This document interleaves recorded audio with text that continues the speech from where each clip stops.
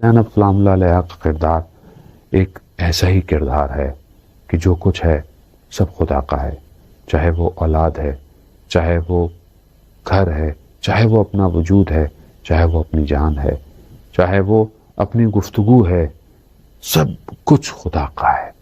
اور انہوں نے اس کا مظاہرہ کیا کربلا کے اندر۔ جب رخصت کے وقت مدینہ سے نکلنے لگی تو اپنے شوہر کی خدمت میں گئی، اور وہاں ان سے انہوں نے پوچھا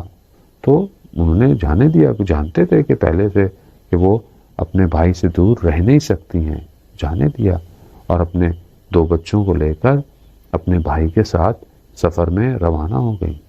کہیں پر تاریخ نہیں نظر آتی کسی نے لکھا ہو کہ زینب سلام اللہ علیہا نے کہیں کوئی بات، کہیں کوئی شکوہ، کہیں کوئی پریشانی کا اظہار کیا ہو۔ حتیٰ ان کی گفتگوؤں سے جو کہ شب عاشورہ کچھ مقاتل جو بیان کرتے ہیں، وہ اپنے بھائی کے بارے میں بہت پریشان ہیں، وہ اپنے بھائی کے بارے میں بہت زیادہ مضطرب ہیں کہ میرے بھائی کا ساتھ کون دینے آیا ہے، کتنے لوگ میرے بھائی کا ساتھ دیں گے، کیا یہ جو اصحاب ہیں کیا یہ چلے تو نہیں جائیں گے، یا باقی چیزیں۔ یہ پریشانی، یہ اظہار، یہ اٹیچمنٹ بتاتی ہے کہ کس طرح وہ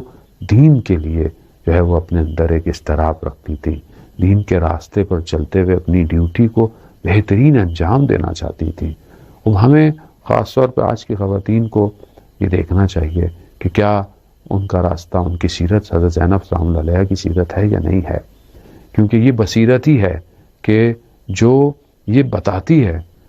کہ خاص طور پہ جب حضرت ام البنین جب مدینہ میں یہ کاروان لٹا ہوا پہنچا تو وہاں پر جب حضرت ام البنین نے پوچھا کہ میرے بیٹے کہاں، کہا کہ 4 بیٹے شہید ہو گئے، تو کہا میرے بیٹے اور جو بھی اس زمین پر ہے سب امام حسین پر فدا ہوں۔ یہ بصیرت ہے، اسی کو سمجھنے کی ضرورت ہے کہ آج کی خاتون اپنے وقت کے امام کے لیے کیا خود تیار ہے اور اپنی اولاد کو تیار کر رہی ہے یا نہیں کر رہی ہے۔ یہ بہت امپورٹنٹ ہے، اور میں یہ سمجھتا ہوں کہ اگر کور ایک سینٹنس یا کور ایک میسج اگر آج ہمیں ایکسٹریکٹ کرنا ہے حضرت زینب سلام اللہ علیہا کی زندگی سے تو یہ ہے کہ شی sacrifice everything for امام آف his time، امام آف our time۔ لیکن ہم لوگ کیا کر رہے ہیں؟ کیا ہم اپنا سب کچھ قربان کر رہے ہیں اپنے وقت کے امام کے لیے یا نہیں؟ یہی سوالیہ نشان ہے، یہی کوشچن مارک ہے، اور یہی ہے کہ ہمیں حضرت زینب سلام اللہ علیہا سے اگر ہم محبت کرتے ہیں، چاہتے ہیں، تو ہمیں آگے بڑھنا پڑے گا۔ ایک عالم دین بیان کرتے ہیں کہ ان کی آنکھوں میں شدید درد تھا، درد اتنا بڑا کہ آہستہ آہستہ آنکھوں کی روشنی چلی گئی، نابینا ہو گئے، چلے گئے ایک جگہ پر جہاں مجلس ہو رہی تھی، اور وہاں پر جو ہے وہ سبیل لگی ہوئی تھی اور وہ نیاز تقسیم کر رہے تھے۔ وہیں پر مصائب شروع ہوئے، حضرت زینب کے مصائب، تو آنکھیں نم ہو گئیں، اور اسی گریا ہوئی آنکھوں سے انہوں نے حضرت زینب سلام اللہ علیہا سے پکارا کہ بی بی مجھے شفا دے دیں، میری آنکھوں میں روشنی آ جائے۔ کہتے ہیں کہ ان کو شفا مل گئی، آنکھیں ان کی ٹھیک ہو گئیں۔ ایک اور جگہ، کسی مقام پر کہیں آگ لگی، پورا بدن جل گیا، مگر آنکھوں کی روشنی نہیں گئی۔ پوچھا، ڈاکٹر پریشان ہو گئے کہ یہ کیا ہو گیا، آنکھوں کو نقصان کیوں نہیں پہنچا؟ کہا جسے حضرت زینب سلام اللہ علیہا نے آنکھیں دی ہوں، ان آنکھوں کو، اس روشنی کو کوئی دور نہیں کر سکتا۔ ہاں عزیزان محترم، تقبل منا، یہ حضرت زینب کے جملے ہیں کہ پروردگار ہماری اس قربانی کو قبول کر۔ یعنی یہ آسان نہیں ہے، یعنی کریا دینا اور اس پر خدا کی بارگاہ کے اندر شکر گزار ہونا کیا مقام ہے، کیا عبادت ہے، کیا بندگی ہے، کیا تقوی ہے۔ وہ وقت رخصت کے جب امام حسین علیہ السلام اپنی بہن سے رخصت کے وقت آخری وداع جب خیموں سے جدا ہوئے ہیں، امام اپنی سواری پر سوار ہوئے اور چلنا شروع ہوئے، دیکھا پیچھے کوئی آ رہا ہے، آواز آئی، محلن محلن ابن زہرا، آہستہ چلو زہرا کے لحاظ۔ امام نے مڑ کر دیکھا تو بہن ہے۔ کہا میں ابھی تو آپ سے مل کر آیا ہوں۔ کہا مجھے ماں کی کوئی بات یاد آ گئی۔ ہاں آزادہ، نہ جانے کیا بات تھی، کس طرح امام حسین اترے، کہاں بی بی زینب نے بوسہ دیا، اور وجہ کیا ہوگی؟ یقیناً وجہ وہی کہ پھر جب امام گئے، وہ کس طرح گئے، اور وہ جب جا رہے تھے تو بی بی زینب یہی سمجھ رہی ہوں گی کہ یہ میرے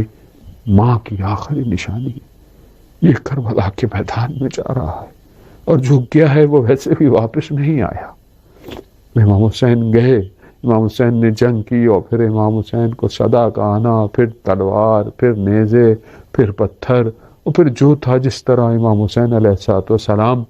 اس روز عاشورہ اس کربلا کی سرزمین پر گر گئے،